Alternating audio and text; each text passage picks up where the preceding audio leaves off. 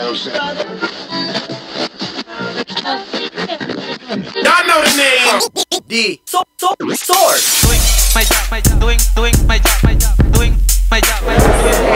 We love you, D-Source. Magandang gabi, kasama po natin ngayon si Mike Farenas. Ganda ng pinakita ni Mike nitong weekend laban kay Yorkis Gamboa. Mike, congratulations. Ang ganda ng laban mo. Salamat po, salamat. Kwento mo naman sa amin, no? Anong masasabi mo tungkol dun sa laban mo kay Gamboa? Magandang condition ko, magandang training, kaya medyo magandang galaw ko sa tasaring. Maraming salamat. Oo nga, salamat nga. Salamat nga tuloy. Ano pa? Sayang, sabihin sana, sayang nga muntikan mo nang talagang tuluyang patulugin to si Gamboa ng mga later rounds. Kwento mo nga sa amin kung anong naramdaman mo nung napatumba mo siya at saka anong iniisip mo ng mga panahon na yun. Sayang kaya iniisip ko na, tuloy-tuloy na, kaya lang medyo magaling talaga na marunong siya kung ano ang gagawin niya kay world champion, kaya medyo na niya ako. Medyo naiwasan naka-escape siya, no? Pero ito naman masasabi ko, yan si Gamboa, maraming nagsasabi na yan na ang pinakamagaling sa 130 division ngayon.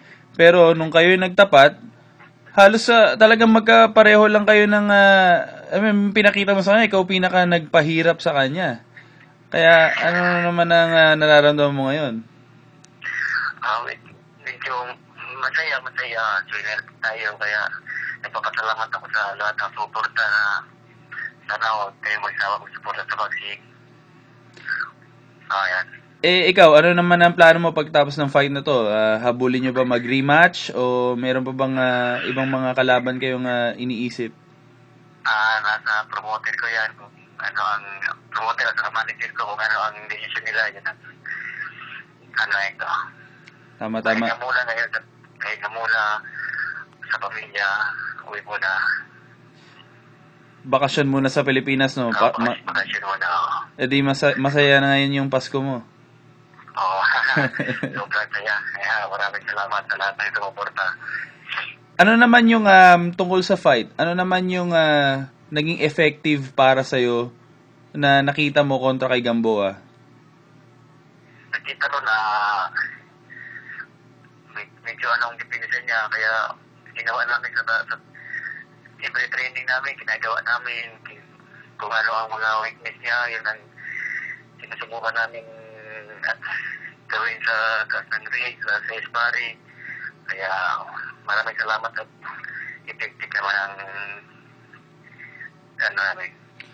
Tsaka medyo parang nabigyan mo siya ng onting advantage nung maaga kang nakat. Kwento mo nga sa amin kung ano nangyari doon sa cut na yon at kung paano ka naapektuhan nung cut mo sa kaliwa mong mata. Oo nga medyo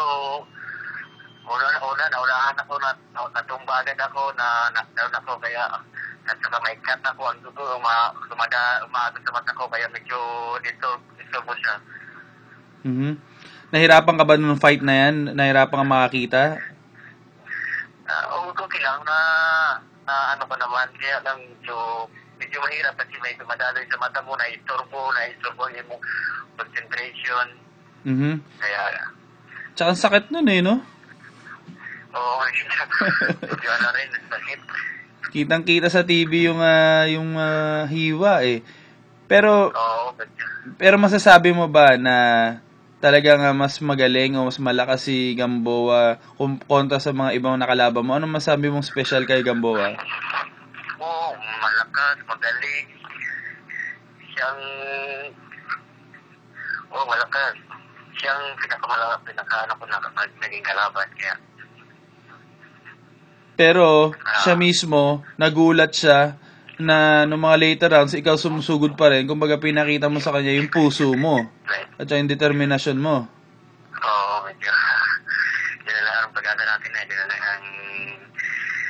lang susiko para maano yung laban.